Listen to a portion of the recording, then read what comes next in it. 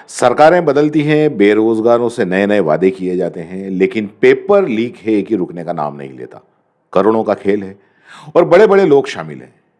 कभी कोई सरकार का नुमाइंदा शामिल होता है, तो कभी कोई और शामिल होता है। कार्रवाई एक सरकार में होती है, तो एक सरकार में पेपर लीक हो जाता है। सारी सरकारें अपनी-अपनी पीठ थपथपाती हैं और बेरोजगार बस अपनी पीठ खुजाते रह जाते हैं। और पेपर लीक के बाद में अपने आप को ठगा हुआ महसूस करने लगते हैं। कई युवाओं के हौसले टूट जाते हैं और वो सोच लेते हैं कि सब बड़ा खेल है, अपना कुछ नहीं हो सकता और आखिर में उनके पास में मोदी जी की सलाह के अलावा कुछ नहीं बचता। पकोड़े तलो, चाय का ठेला लगाओ। तो बहरहाल कांग्रेस की सरकार में पेपर लीक हुआ, एसआई परीक्षा का, और अब इस सरकार यानी कि भाजपा की सरकार में कार्रवाई हो रही है। कार्रवाई हो रही है, अच्छी बात है, लेकिन कार्रवाई क्या इन ट्रेनी अफसरों को पकड़कर ही इतिश्री कर ली जाएगी? जो बड़े-बड़े मगरमच्छ हैं, उनका कुछ भी नहीं होगा? क्या वो मगरमच्छ बचे हुए रहेंगे? उन्हें कोई फ़र्क नहीं पड़ता कि किसकी सरकार है, क्योंकि हो सकता है हर सरकार में उनकी अपनी साँठ-गाँठ हो। तो क्या ये समझा जाए कि सब एक ही थाली के चट्टे-बट्टे हैं? बहरहाल पेपर लीक वालों पर अब एक्शन हो रहा है। जो सामने पकड़ में आए हैं उन पर ईडी ने भी अपनी कार्रवाई शुरू कर ली है और आरोपियों की संपत्ति पर सरकार का बुलडोजर चलने लगा है। जयपुर में ईडी ने सुरेश और भूपेंद्र की 1 करोड़ 17 लाख की 3 संपत्तियां अटैच करी हैं। ये संपत्तियां सुरेंद्र, भूपेंद्र और इनसे जुड़े इंदुवाला और इलायची के नाम से हैं। अगले सप्ताह डूंगरपुर और अजमेर में 6 संपत्तियां अटैच होंगी। ईडी ने 9 संपत्तियों की सूची बनाई है, जिसमें सुरेंद्र भूपेंद्र आरपीएससी सदस्य रहे बाबूलाल कटारा, शेर सिंह उर्फ अनिल समेत कई लोगों के नाम अटैच हैं। कटारा के बेटे के नाम डूंगरपुर के अंदर 5 प्लॉट हैं। शेर सिंह की एक प्रॉपर्टी अजमेर में है। उधर दिल्ली कोर्ट में भी जुड़ी एग्जीक्यूटिव कमेटी इस अटैचमेंट पर मोहर लगाने वाली है, जिसके बाद ईडी नीलामी प्रक्रिया तय करेगी। दूसरी ओर विभाग की ओर से सुरेश और भूपेंद्र यादव के 2 बैंक खाते सीज किए गए हैं, जिसमें कुल 13 लाख जमा है। पेपर लीक के इस मामले में ईडी ने 5 लोगों को आरोपी बनाते हुए कोर्ट में चार्जशीट पेश कर दी है। 2021 में हुई एसआई भर्ती में नकल और पेपर लीक मामले में अब धीरे धीरे परतें खुलती जा रही हैं। लेकिन मैंने आपको कहा ना कि परतें खुल रही हैं, अच्छी बात है, लेकिन क्या वाकई में जो बड़े-बड़े जो मगरमच्छ हैं, क्योंकि ऐसा बिल्कुल नहीं हो सकता कि कोई मामूली लोग हों, वो इसके अंदर शामिल हों और वो पेपर लीक करा दें, क्योंकि ये करोड़ों का खेल है और इस करोड़ों के खेल के अंदर बड़े-बड़े जो मगरमच्छ हैं, जो सरकार के अंदर भी बैठे हुए हो सकते हैं, वो लोग भी हो सकते हैं। तो क्या वो पकड़ में आएँगे, नहीं आएँगे? क्या उनकी परतें खुलेंगी, नहीं खुलेंगी? या वो सामने आएँगे कि नहीं आएँगे, ये देखना बहुत ज़रूरी है। तो इधर ईडी की जो कार्रवाई हुई है, उस कार्रवाई के अंदर अब जांच एजेंसी ने 14 ट्रेनी एएसआई को जो पकड़ा था और पूछताछ में ये सामान्य प्रश्नों के उत्तर भी नहीं दे पाए थे। ये नकल का ऐसा मामला एक 2010 के अंदर भी हुआ था, एएसआई भर्ती परीक्षा के अंदर ही सामने आया था, लेकिन उस वक्त भी जांच नहीं हुई थी। 575 पदों की इस भर्ती का विज्ञापन 2010 के अंदर निकाला गया था और जो परीक्षा हुई थी वो 2012 में फाइनल हुई थी।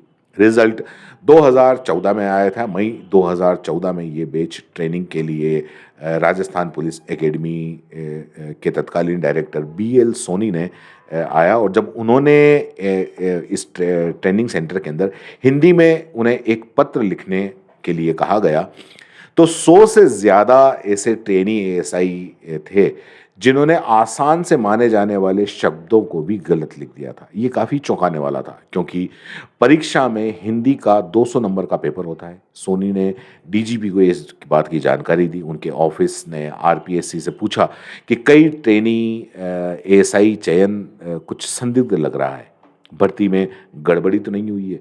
तो जवाब में आयोग ने कहा था कि चयन सही तरीके से हुआ है। इसके बाद मामला ठंडे बस्ते में चला गया। उस वक्त ओमेंद्र भारद्वाज डीजीपी और पूर्व आईपीएस हबीब खान गौरान आरपीएससी चेयरमैन थे। गौरान पर एसआई भर्ती लीक का केस दर्ज हुआ था। जांच में सामने आया था कि वो अपनी बेटी के लिए प्रिंटिंग प्रेस में पेपर लेने के लिए गए थे। एसओजी को इनपुट मिला था कि कई कोचिंग स्कूल संचालकों पर पेपर लीक गिरोह के उसके संपर्क में थे और पेपर लीक प्रकरण में जयपुर के 6 बड़े कोचिंग संस्थान और 8 स्कूल भी जांच के दायरे में हैं। आरोप है कि इन्होंने गिरोह से पेपर लेकर अन्य अभ्यर्थियों को पढ़वाया था। एटीएस एसओजी के एडीजी वीके सिंह ने बताया कि कुछ कोचिंग और स्कूल संचालकों का नाम सामने आया है, इनकी जांच की जा रही है। इधर मास्टरमाइंड जगदीश की गिरफ्तारी के बाद में पकड़े गए 14 ट्रेनी एएसआई से भी जो क्रॉस पूछताछ हुई तो उसमें 24 और थानेदारों के नाम सामने आए हैं जो आरपीए में ट्रेनिंग ले रहे हैं। उनकी भूमिका भी जांची जा रही है। इस भर्ती में चयनित सभी एसआई के दस्तावेज और फोटो की एफएसएल जांच, हस्ताक्षर मिलान की प्रक्रिया जारी है। कुछ एसआई प्रशिक्षण लेने ही नहीं पहुंचे और जांच में सामने आया कि कुछ अभ्यर्थी पेपर लीक में सम्मिलित थे। इस मामले में जैसे जैसे जांच का दायरा बढ़ रहा है वैसे वैसे कई चौंकाने वाले खुलासे होते जा रहे हैं। एसओजी को भरोसा है कि जल्द ही पेपर लीक के बड़े मगरमच्छों को भी सलाखों के पीछे पहुंचा दिया जाएगा।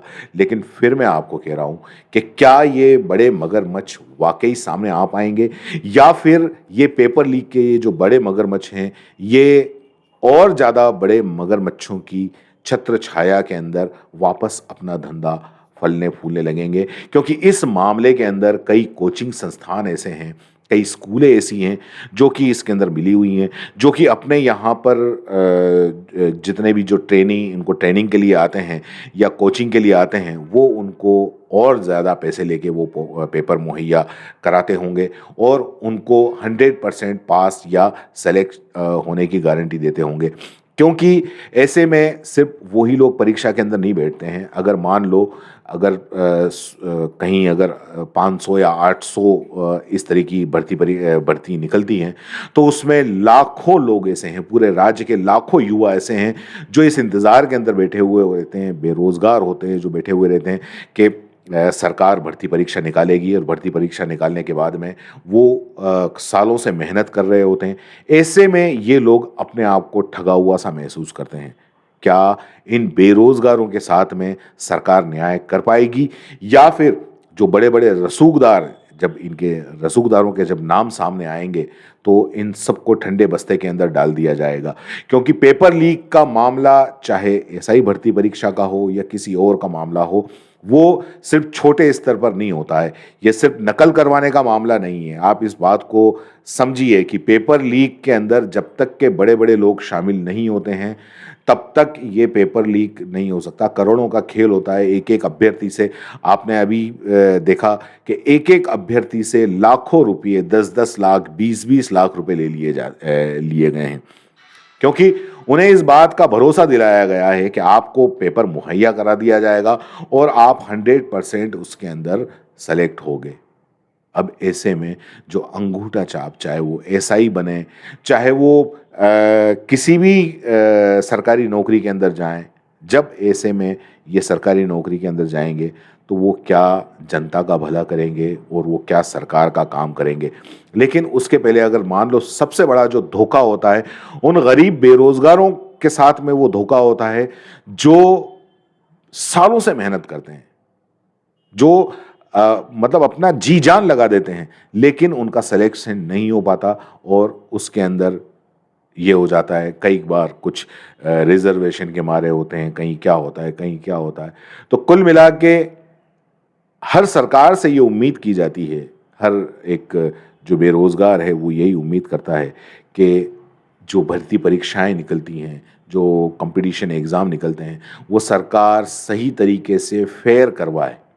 कम से कम इसके अंदर ये चाहे पेपर लीक का मामला हो, चाहे कोई और दूसरा मामला हो, वो नहीं हो जिससे एक आम बेरोजगार के साथ में न्याय हो सके।